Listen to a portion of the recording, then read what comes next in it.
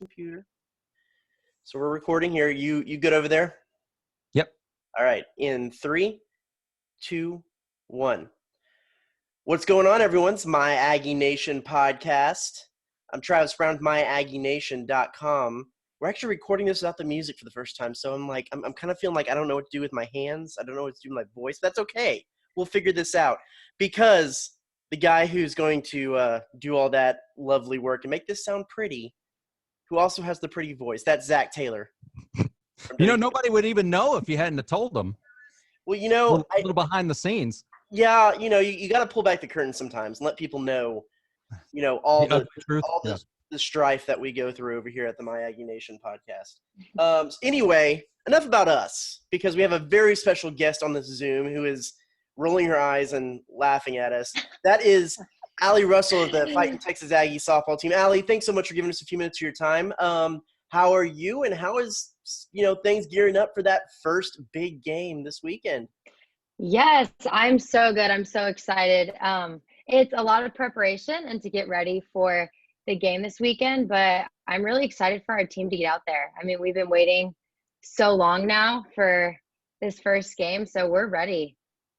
Is it kind of daunting in that you guys are the first ones out of the gate? I mean, I get it. You're always the first ones out of the gate, but the fact that going through all the COVID stuff, that you guys are the first ones to compete, is that kind of daunting?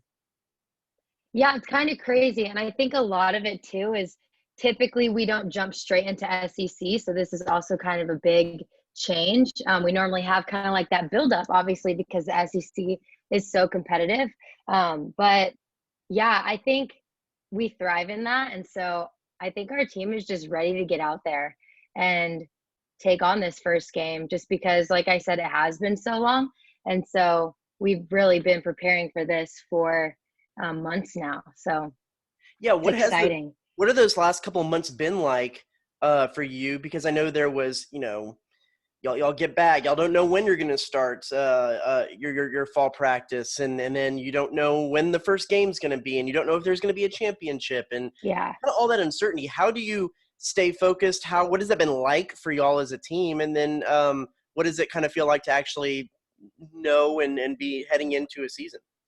Yeah, it was full of unknowns for months. I mean, literally coming here in the summer, it was like straight into quarantine. Like I was in quarantine with a few other of my teammates for like 2 weeks, well, obviously 2 weeks, but it just, even coming here and the start was just crazy. And then obviously everything was so up in the air, conferences canceling.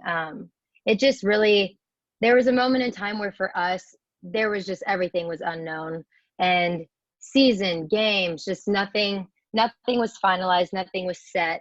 And when we were able to when they decided, okay, SEC is going to play, that's when it became more so real. And then obviously when G told us our first game would be Ole Miss. And I think that's when for our team, it was really like, okay, this is happening.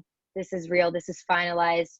Now let's get out here even extra, because we know we have something to look forward to. And my heart goes out to all the teams who don't, all the conferences who don't. But luckily for us, when that was finalized, it was like, wow, all right, this is real now. We get to get after it. So I know a lot of the athletes are taking strictly online classes. Do you have any in-person classes, or all yours online? Yeah, I'm all online. So I had one option of in class, but it's so weird. If you go in class, you have to Zoom in, even though you're in class. And I was like, I don't think that's worth it. So I'm just all online. Okay. Do you miss that, not being able to go into class? Yeah, I honestly miss walking around campus, like between classes and going to classes. I think I miss that more than being in class. Yeah. But we're going to sort of way into the weeds here, but when you're zooming into this classes, what's the craziest place you've seen someone in your class, or one of your teammates has done class? Wow. I feel okay. Like, has anybody done one poolside or anything? I've seen car. That's the biggest one I've seen. But I have one class, so I Zoom into two. One of them is 100 something people. So everyone, no one shows their face in that class. And then the other one, there's 25. So typically everyone's like in their room, but then there's drivers. And then they do those weird backgrounds. Like people also do some funky backgrounds behind them too. So yeah, very interesting. You haven't thought about setting up like a bookshelf or a station that you, because everybody that I see on Zoom has to have a bookshelf or, you know, a jersey or something behind them. Yeah, there's times I should, honestly, when my room's not looking too hot. There's times I really should think about it, but yeah. I 100% put together my credential collage just for yeah, it looks good back there. Looks nice. Yeah, thanks. Oh, I forgot about the CSBI jersey. That's pretty sweet. Oh yeah. The bubble. Oh wow. The bubbled baseball tournament that happened here. So anyway, we'll get back to the thing that we're actually here to talk to you about. I know you play. You're an attacking player. Last year y'all had Ali Watt. The last several years y'all had Ali Watt. Mm-hmm. What is kind of that competition looked like, and kind of the formation and the strategy towards finding those points that need to be made up from losing Ali? Yeah. So Ali is an amazing player. I mean, you guys I'm sure have seen in person, and so I think a lot when she was here was relying so much on her for that. And so I think now a big challenge has been like, okay, let's rely more so on every individual on the team.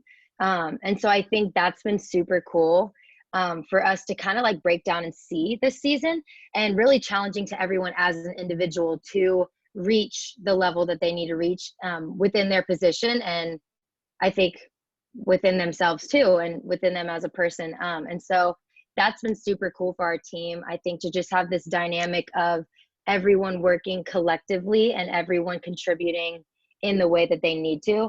And I think our atmosphere is always very competitive, but it's been cool, even like in the attacking area, for us to compete for those spots that are now open, because losing seniors, obviously, there are those spots that become open. So that in itself, like just the attacking area has been really cool to compete for that and challenge ourselves, I think, as an attacking group to reach that level that Ali had and that Ali had set A&M. So it's been really cool.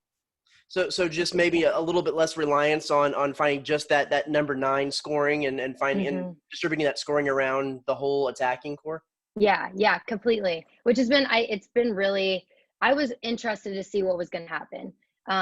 But it's been super cool to see people break out and show what they can do. I think it's been cool too.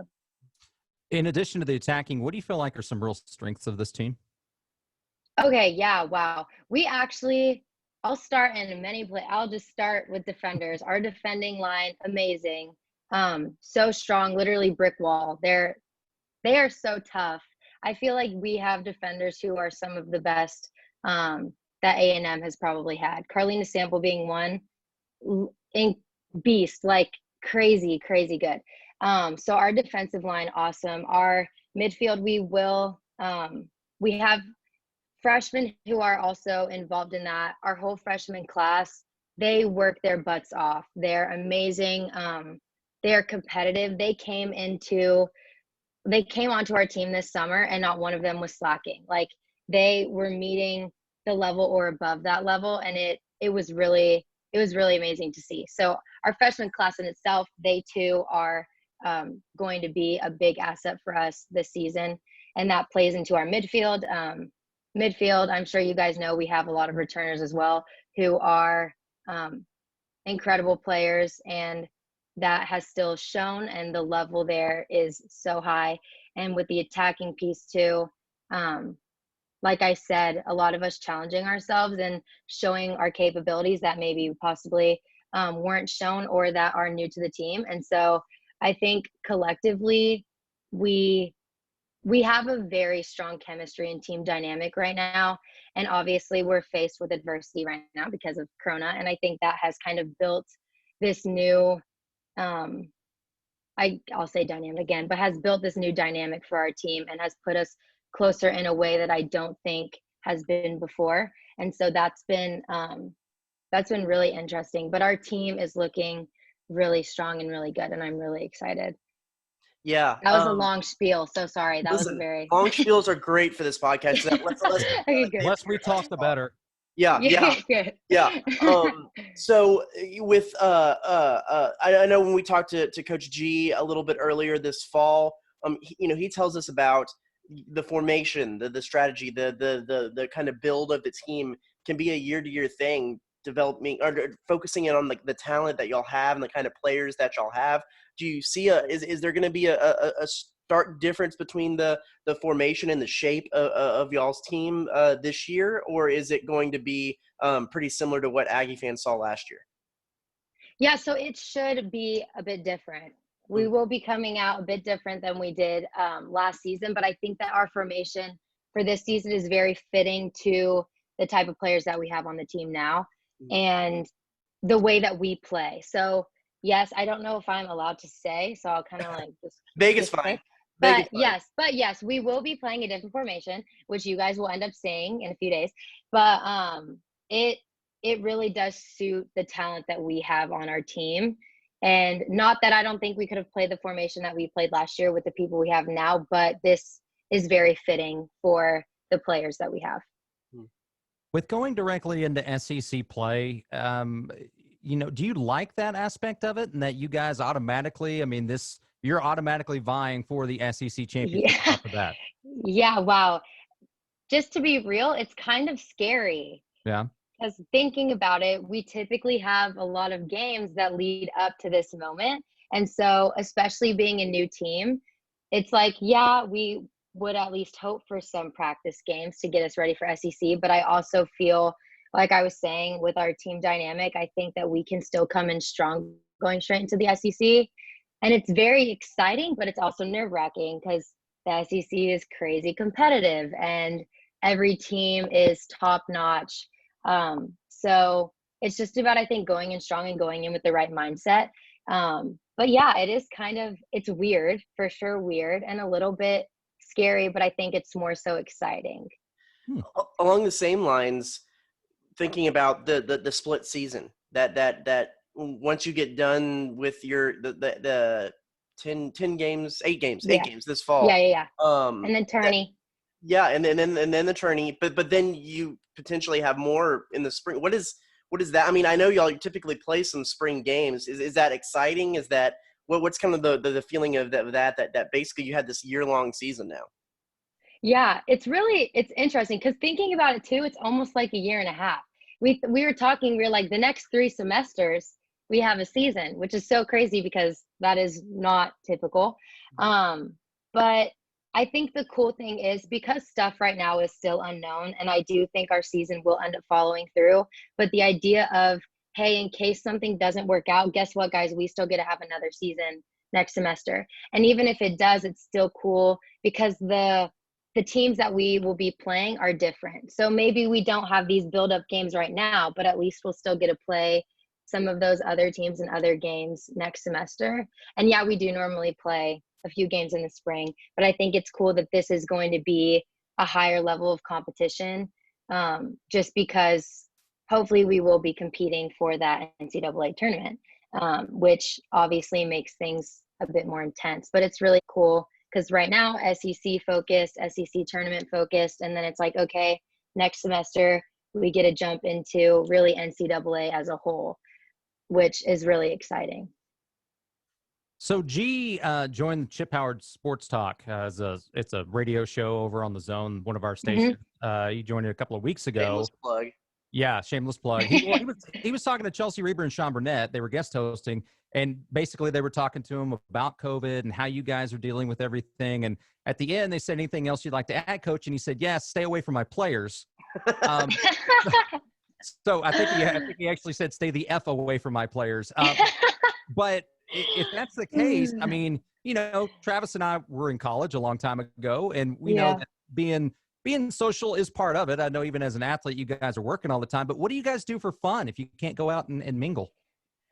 Yeah, I think it's a lot about finding things that we can do with one another, which right now it's become more of we have to be careful even in that sector just because contact tracing. So God forbid someone did get it. It's like, we wouldn't want our whole team to then be out and us not be able to play. So finding like little things to do with one another while still being careful and cautious has been, I think, one of the big things for everyone on our team, just because a lot of the outside students and friends, you just truly don't know. And no one wants to be the person who, I'm not knocking on wood because it's scary every time talking about it, but no one wants to be that one person, no one wants to be the one who gets it. So everyone's being super careful, but then doing like the little things, like I'll FaceTime randomly people on the team and just like have time to talk. And we went the other day to go get, I don't know if you guys know 0 Degrees, maybe not, but we all like went to go get 0 Degrees drinks after practice. And we're just all sitting outside, like being safe, but then also making fun of the circumstances and kind of the craziness that's going on around us. But yeah, I just think it's about making the little things more fun. And soccer practice is like the best part of the day because we're getting out, we're going to do something we love, but like doing it with people we love and just having kind of like that break from reality for a little bit. Yeah. And so what does it mean for you, to be the first A&M sport back from this COVID break and kind of being the one to set the standard for everyone else? Yeah, I think if any team could do it, I'm not biased or anything, but I definitely think it's soccer, who can do it successfully. So I feel like there's an expectations that we have to be, or expectations that need to be met, but we will meet them, because we hold ourselves to such a high standard that Aggie soccer, I feel like, is the perfect sport to kind of take this head on and give other sports possibly some confidence that, yeah, guys, we can do this. A&M sports can do this, and do it successfully. Mm-hmm. Sorry, that was a very biased comment, but listen, that's what we want here. And we'll end on this because it's very important for the Aggie faithful. What does it mean to you to wear the number 12? Yeah, wow, it's such an amazing feeling. I grew up in Aggie, so I've been an Aggie literally since birth, and been coming to A&M my second home. And so, of course, with the traditions and everything, it's so special to be able to represent something that's so important to A&M. And honestly, it feels like a connection between the crowd and the 12th man at Ellis and then us on the field. And so it's really cool to kind of be like a pivot between those in a way. And it's really special to be able to represent something that I grew up knowing and learning about. And so, yeah, I really love it. And it's a blessing. I'm really grateful to be able to represent it. Yeah. Zach, you want to take us home here? Yeah, sure. Allie Russell, she is a sophomore for the Texas A&M soccer team. And again, her squad going to be kicking off the year this Saturday at Ole Miss. And they're going to be the first ones out of the gate for Texas A&M athletics. But Allie, thanks so much for joining us. We appreciate it. Of course. Thank you, guys.